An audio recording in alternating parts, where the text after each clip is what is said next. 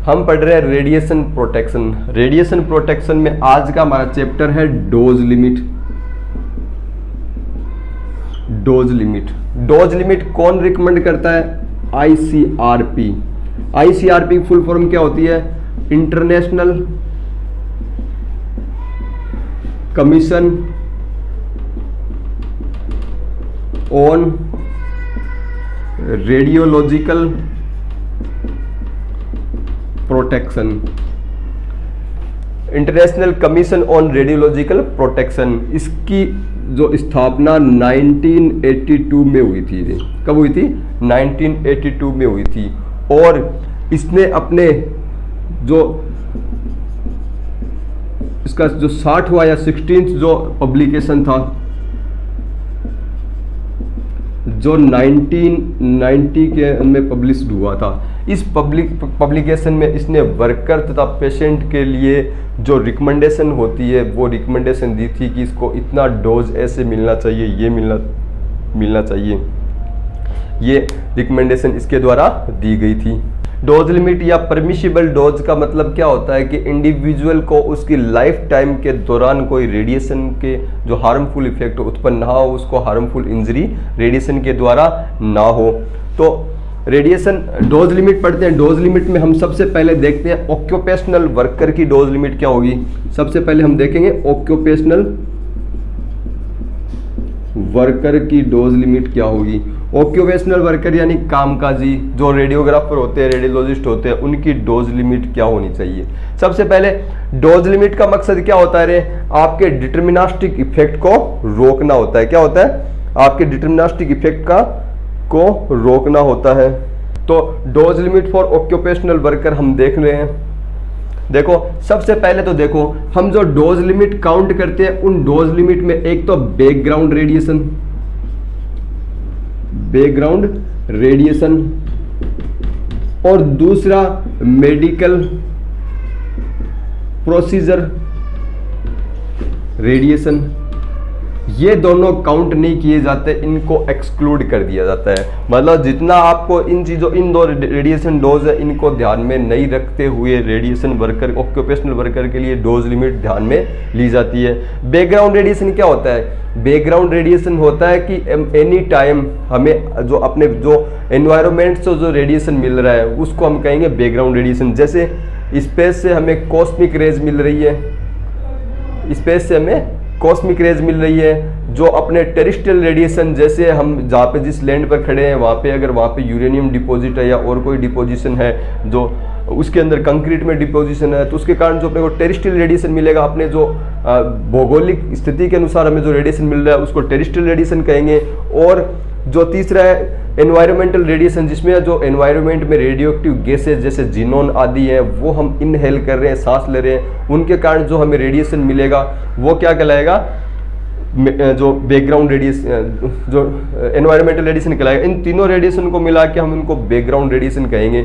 इन radiation पे अपना कोई कंट्रोल नहीं है, ये हर एक इंडिविजुअल को मिलता ही मिलता है। इसलिए रेडिएशन प्रोटेक्शन में जो डोज लिमिट है, उन डोज लिमिट को ध्यान में रखते समय इस रेडिएशन इसको अपने को एक्सक्लूड किया जाता है। इसके अलावा जो मेडिकल प्रोसीजर है, उस प्रोसीजर के दौरान मिलने वाले डोज को भी हम डोज लिमिट से एक्सक्लूड करते हैं, बाहर निकाल देते हैं उसको। डोज लिमिट का मतलब होता है कि आपके डिटर्मिनिस्टिक इफेक्ट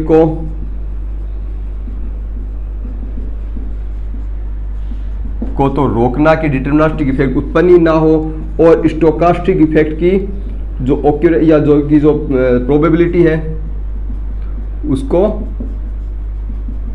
कम करना होता है। ध्यान रखना ये चीज़। डोज लिमिट या रेडिएशन प्रोटेक्शन का मेन उद्देश्य क्या होता है? डिटर्मिनिस्टिक इफेक्ट को होने से रोकना, तथा स्टोकास्टिक इफेक्ट होता है उसकी जो ओक्यूरेंस या प्रोबेबिलिटी है जिसकी होने की संभावना उसको कम करना होता है। जो डोज लिमिट है, ये डोज लिमिट आप स्पेसिफिक ऑर्गन या होल बॉडी दोनों के लिए आप काउंट कर सकते हो, या टिश्यू के लिए भी, जैसे आई लेंस, स्किन, एक्सट्रीमिटी आदि। क्या कर सकते हो? अब डोज लिमिट को आप किसी इंडिविजुअल की होल बॉडी के लिए भी काउंट कर सकते हो, उसके स्पेसिफिक ऑर्गन या टिश्यू जैसे आई लेंस, स्किन और एक्सट्रीमिटीज आदि के लिए भी आप डिसाइड कर सकते हो, ज्ञात कर सकते हो, मेजर कर सकते हो, आप उनको नाप सकते हो कि कितना रेडिएशन इसको मिला है। अब ऑक्यूपेशनल वर्कर के लिए हम देखते हैं, ऑक्यूपेशनल वर्कर को पर जो रिकमेंडेड डोज लिमिट है वो पर ईयर 20 मिली सीवर्ट है। मिली सीवर्ट, सीवर्ट क्या होती है? एक रेडिएशन मेजरमेंट की एक यूनिट होती है। इसके लिए तो जो ऑक्यूपेशनल वर्कर को कितनी डोज होती है? 20 मिली सीवर्ट पर ईयर से ज़्यादा नहीं मिलनी चाहिए। कितनी? 20 मिली सीवर्ट पर ईयर। और किसी भी 5 ईयर के ब्लॉक में, किसी भी 5 ईयर के ब्लॉक में क्या होता है? इसको 100 मिली सीवर्ट से इसका डोज ज़्यादा नहीं होना चाहिए। ये 5 मिली सीवर्ट क्या है? Per year. किसी ऑक्यूपेशनल वर्कर की डोज लिमिट क्या होती है? 20 मिली सीवर्ट पर ईयर। लेकिन फिर भी अगर किसी एक कैलेंडर ईयर में उसका डोज एक्सीड करता है, 20 मिली सीवर्ट से आगे जाता है, तो 30 मिली सीवर्ट से तो किसी भी हालत में ज़्यादा नहीं होना चाहिए। 30 मिली सीवर्ट से किसी भी हालत में ज़्यादा नहीं होना चाहिए। क्या रिकमेंडेड डोज क्या है? किसी ऑक्यूपेशनल वर्कर जैसे रेडियोग्राफर या रेडियोलॉजिस्ट की डोज लिमिट क्या होती है? 20 मिली सीवर्ट पर ईयर से ज़्यादा उसको डोज नहीं मिलना चाहिए। और किसी भी कैलेंडर ईयर के 5 साल के ब्लॉक में उसका रेडिएशन डोज क्या होना चाहिए? 100 मिली सीवर्ट से ज़्यादा नहीं होना चाहिए। फिर भी अगर किसी साल उसका रेडिएशन डोज जैसे 20 मिली सीवर्ट से ज़्यादा चला जाता है तो 30 मिली सीवर्ट से ज़्यादा तो किसी भी हालत में नहीं होना चाहिए। इस ब्लॉक की कॉन्सेप्ट में आपको बताता हूँ। मान लो इसको पहले साल में 30 मिली सीवर्ट डोज मिल गया, तो अब इसको 4 साल के आगे के ब्लॉक में 70 मिली सीवर्ट से ज़्यादा डोज नहीं मिलना चाहिए। कितने मिली सीवर्ट से? 70 मिली सीवर्ट से ज़्यादा डोज इसको नहीं मिलना चाहिए। इस तरह से लगातार हम किसी भी 5 साल के ब्लॉक को उठा के देख सकते हैं, उनमें 100 मिली सीवर्ट से ज़्यादा डोज नहीं होना चाहिए। इसके अलावा स्पेसिफिक ऑर्गन का अगर हम डोज देखें तो स्किन और एक्सट्रीमिटीज का डोज 500 मिली सीवर्ट पर ईयर होता है, तथा आई लेंस का देखें तो 150 मिली सीवर्ट पर ईयर का डोज उसको, इससे ज़्यादा डोज उसको नहीं मिलना होता है, नहीं देना होता है। तो ये ऑक्यूपेशनल वर्कर के लिए डोज लिमिट हो गई।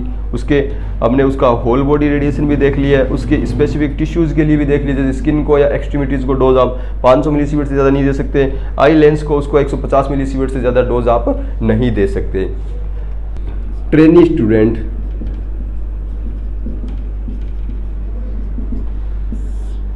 सबसे पहले चीज, ट्रेनी स्टूडेंट की एज कभी भी 16 ईयर से कम नहीं होनी चाहिए। 16 साल से वो ज़्यादा बड़ा होना चाहिए। ट्रेनी स्टूडेंट की डोज लिमिट होती है 6 मिली सीवर्ट पर ईयर। उसे पर ईयर 6 मिली सीवर्ट से ज़्यादा डोज उसे नहीं मिलना चाहिए। इसके अलावा उसकी एक्सट्रीमिटीज़ और स्किन का डोज देखें तो वो 150 मिली सीवर्ट होता है, और वहीं आई लेंस का 50 मिली सीवर्ट डोज होता है। कितना होता है? 50 मिली सीवर्ट। ये जो ट्रेनी स्टूडेंट है उनके लिए डोज लिमिट है। जो ऑक्यूपेशनल वर्कर और ट्रेनी स्टूडेंट है इनकी डोज लिमिट का मापन TLD बेज के द्वारा किया जाता है या फिल्म बेज के द्वारा किया जाता है। फिल्म बेज एक ओल्ड टेक्निक हो गई है, आजकल TLD बेज काम में लिए जाते हैं, जिसके अंदर क्या होता है? थर्मोल्यूमिनेसेंट डोजीमीटर, एक थर्मोल्यूमिनेसेंट डिवाइस होती है जो इस पर गिरने वाले रेडिएशन को क्या करती है? उस रेडिएशन से जो उसके इलेक्ट्रॉन होते हैं वो क्रिस्टल लैटिस में ट्रैप हो जाते हैं। इसको हम आगे डिटेल से पढ़ेंगे TLD बेज को। तो जो पर्सनल मॉनिटरिंग डिवाइस के रूप में क्या काम में लिया जाता है? Personal monitoring device. इस डिवाइस के रूप में TLD कार्ड या फिल्म बेज काम में लिए जाते हैं। आजकल TLD कार्ड बहुत ज़्यादा काम में लिए जाते हैं। इसके अलावा तीसरा है pregnant radiation worker. Pregnant radiation worker हो तो प्रेग्नेंट रेडिएशन वर्कर के लिए हमें क्या करना पड़ता है? एक अलग से एडिशनल TLD कार्ड उसको प्रोवाइड कराया जाता है। ये टीएलडी कार्ड उसके एब्डोमेन के लेवल पर लगाया जाता है। ये टीएलडी कार्ड क्या लगाया जाता है? एब्डोमेन के लेवल पर, जो फीटस को प्राप्त होने वाले रेडिएशन डोज को बताते हैं। आईसीआरपी के अनुसार फीटस को जनरल पब्लिक के अनुसार लिया जाता है। फीटस का जो रेडिएशन डोज होता है, जो डोज लिमिट होती है, वो 1 मिलीसीवर्ट पर ईयर होती है। कितनी होती है? 1 मिलीसीवर्ट पर ईयर होती है। इसके लिए क्या किया जाता है? फीटस का रेडिएशन डोज नापने के लिए प्रेग्नेंट वुमेन को जैसे ही प्रेगनेंसी का पता चलता है, उसको एक एडिशनल टीएलडी वेज दिया जाता है। ये टीएलडी वेज उसके एब्डोमेन पर लगा होता है और इस टीएलडी कार्ड की अगर रीडिंग 2 मिलीसीवर्ट आ जाती है तो माना जाता है फीटस को 1 मिलीसीवर्ट का रेडिएशन डोज मिल गया है, क्योंकि टीएलडी वेज वो बॉडी के बाहर लगा होता है, जबकि टीएलडी और जो फीटस होता है उसके बीच में जो सॉफ्ट टिश्यू होते हैं, बाकी का डोज उनके द्वारा एब्जॉर्ब मान लिया जाता है। इसलिए प्रेग्नेंट रेडिएशन वर्कर को क्या करते हैं? एडिशनल टीएलडी कार्ड देते हैं। फीटस की जो फीटस का जो आपका जो डोज लिमिट होगी वो 1 मिलीसीवर्ट पर ईयर होगी। इसके लिए क्या करते हैं? टीएलडी कार्ड में हम देखते हैं अगर 2 मिलीसीवर्ट डोज आ जाता है तो फीटस को 1 मिलीसीवर्ट डोज माना जाता है। इसके अलावा फोर्थ है पब्लिक एक्सपोजर। फोर्थ कौन सा है? Public exposure. पब्लिक के लिए dose limit 1 millisievert per year माना जाता है। कितनी माना जाता है? 1 मिलीसीवर्ट पर ईयर। मैंने बताया था फीटस को जनरल पब्लिक माना जाता है, इसीलिए फीटस की dose limit 1 millisievert per year थी, वही 1 मिलीसीवर्ट पर ईयर पब्लिक की है। ये ध्यान में रखा जाता है कि पब्लिक के जो पब्लिक की डोज लिमिट को काउंट किया जाता है उस समय उसके बैकग्राउंड रेडिएशन और मेडिकल प्रोसीजर के कारण उसको मिलने वाले रेडिएशन को एक्सक्लूड कर दिया जाता है, उसको बाहर निकाल दिया जाता है, इसको इसमें काउंट नहीं किया जाता है। ये आपका पब्लिक रेडिएशन, पब्लिक एक्सपोजर हो गया है। जो पब्लिक एक्सपोजर कितना, पब्लिक डोज लिमिट होगी वो कितनी होगी। रेडिएशन प्रोटेक्शन एंड हैजार्ड की मैंने आपको 5 क्लासेस बताई थी, ये कंप्लीट है। इसके अलावा एक छोटा सा चैप्टर और बचा है, रेडिएशन प्रोटेक्शन मेथड। कई बार ये एग्जाम के अंदर आ जाता है, तो वो भी मैं एक दिन आपको वो भी क्लास उसकी आपको लूँगा, वो आगे। अब उनको थोड़ा पेंडिंग छोड़ते हैं और अभी ये रेडिएशन प्रोटेक्शन कंप्लीट हो गया। नेक्स्ट क्लास होगी आपकी सिटी स्कैन की।